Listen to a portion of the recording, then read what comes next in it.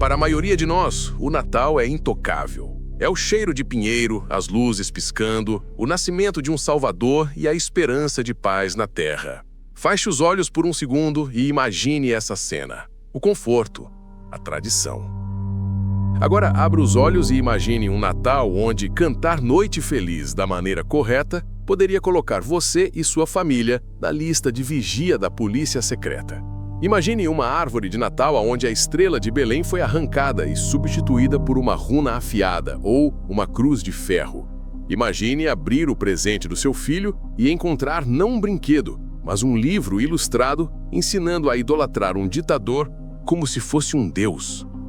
Isso não é ficção distópica. Isso não é um filme de terror. Isso aconteceu.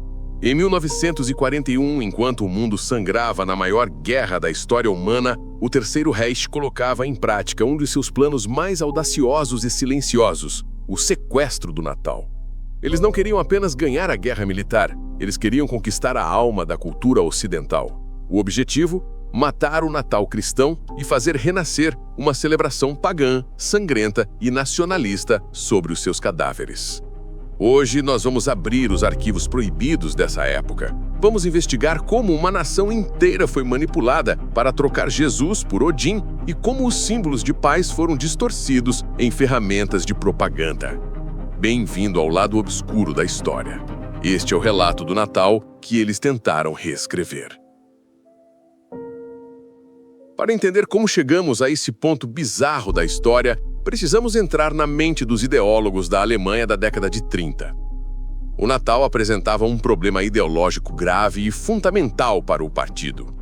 A Alemanha amava o Natal. Era, sem dúvida, a festa mais importante do calendário, profundamente enraizada na cultura germânica muito antes da unificação do país.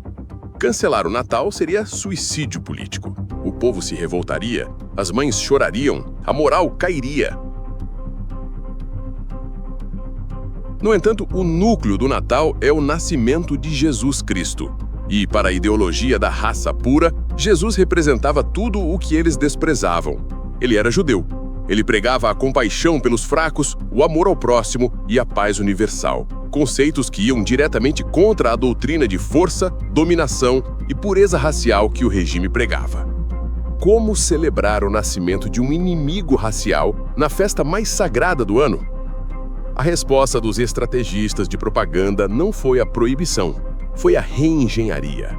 Eles decidiram realizar uma cirurgia cultural, remover o coração cristão da festa e transplantar, no lugar, um coração pagão, antigo e conveniente para o Estado. Eles começaram a espalhar a narrativa de que o Natal cristão era uma importação estrangeira que havia contaminado as verdadeiras tradições alemãs. Para purificar a festa, eles precisavam voltar no tempo, muito antes das igrejas, muito antes da Bíblia. Eles voltaram para as florestas escuras das tribos germânicas e nórdicas. A base dessa nova celebração foi a Julfest, ou Festa de Juli. Historicamente, as tribos germânicas celebravam o solstício de inverno, a noite mais longa do ano, geralmente em 21 de dezembro. Era um momento de medo e esperança. As tribos acendiam grandes fogueiras para chamar de volta ao sol e garantir que a luz venceria a escuridão do inverno. O regime pegou essa tradição antiga e a poliu com a estética moderna do fascismo. A narrativa oficial mudou drasticamente. O dia 25 de dezembro deixou de ser o aniversário de Jesus, passou a ser o dia do renascimento do Sol Invencível. Nos manuais distribuídos para as famílias e nas escolas da juventude, ensinava-se que a árvore de Natal não tinha nada a ver com a manjedoura. Ela era a representação da árvore do mundo, a Yggdrasil, da mitologia nórdica, ou a árvore de luz. Ela simbolizava a vitalidade do povo alemão, que, assim como o pulcão que permanece verde na neve, nunca morria, não importa quão duro fosse o inverno. Essa mudança permitiu que o governo mantivesse a estética que todos amavam, as luzes, a árvore, a comida, mas esvaziasse completamente o significado espiritual. Você ainda tinha o Natal, mas agora ele servia ao Estado, não à igreja. A transformação visual foi meticulosa e assustadora. Imagine entrar em uma casa alemã modelo em 1939. À primeira vista parece aconchegante, mas quando você olha os detalhes, o arrepio sobe pela espinha. A mudança mais simbólica estava no topo da árvore. A estrela dourada de 6 ou 5 pontas foi banida silenciosamente. A propaganda dizia que a estrela de 6 pontas era o símbolo do inimigo, e a de 5 pontas lembrava a estrela vermelha dos comunistas soviéticos. O que colocar no lugar? As famílias eram incentivadas a coroar suas árvores com uma roda solar, um círculo com uma suástica estilizada ou raios solares curvos, ou uma runa nórdica, especificamente a runa Aldis, o símbolo da vida, ou a runa Sigil, o símbolo da vitória. Em lares de oficiais de alta patente, não era incomum ver a cruz de ferro no topo do pinheiro. Os enfeites também contavam uma história de guerra. As tradicionais bolas de vidro coloridas e os anjos de madeira foram substituídos. As fábricas de brinquedos começaram a produzir ornamentos em forma de granadas de mão prateadas, águias imperiais douradas, submarinos em miniatura e soldados de chumbo marchando. E havia o Yuli Lufter, ou a Lanterna de Yuli. Esse era um objeto de culto específico, muitas vezes feito de argila, com runas perfuradas nos lados. Ele era dado como presente, especialmente dentro da SS, para criar um altar doméstico. A família deveria acender essa lanterna no solstício, simbolizando que a luz da ideologia queimava naquele lar. O Natal deixava de ser uma festa de família e tornava-se um ritual de lealdade partidária dentro da própria sala de estar. Nenhuma revolução cultural está completa sem doutrinar as crianças. E o maior obstáculo para o regime era o Papai Noel, ou São Nicolau, como é tradicionalmente conhecido na Europa. São Nicolau era um bispo cristão. Ele representava a caridade individual, a bondade sem pedir nada em troca. Isso era fraqueza aos olhos do regime. Eles tentaram, de várias formas, rebatizar essa figura. Surgiram livros infantis e peças de teatro onde a figura que trazia os presentes não era o santo bonachão, mas sim o homem do solstício, ou, em versões mais radicais, o próprio deus Odin. Segundo a mitologia antiga, Odin cavalgava os céus com o seu cavalo de 8 pernas, Sleipnir, durante o inverno. O regime tentou fundir a imagem do Papai Noel com a de Odin. Em vez do velhinho pedindo para as crianças serem boazinhas, a nova figura exigia que as crianças fossem fortes, obedientes e corajosas. Em algumas ilustrações de propaganda da época, o Papai Noel aparece alto, atlético, vestindo longos casacos de pele que lembram uniformes militares, e às vezes carregando não um saco de brinquedos, mas símbolos do partido e bandeiras. Os presentes também mudaram. A indústria de brinquedos foi convertida. Meninos ganhavam réplicas perfeitas de metralhadoras, tanques que soltavam faíscas e jogos de tabuleiro onde o objetivo era cercar a Inglaterra ou capturar soldados inimigos. Meninas ganhavam bonecas vestidas como enfermeiras da Cruz Vermelha ou camponesas alemãs preparadas para serem mães da pátria. A inocência da manhã de Natal foi militarizada. Talvez o aspecto mais insidioso desse sequestro cultural tenha sido o que fizeram com as músicas. A música tem o poder de entrar no subconsciente. Você canta sem pensar na letra, e eles sabiam disso. A música de Natal mais famosa do mundo, Noite Feliz, de origem austro-alemã, era intocável.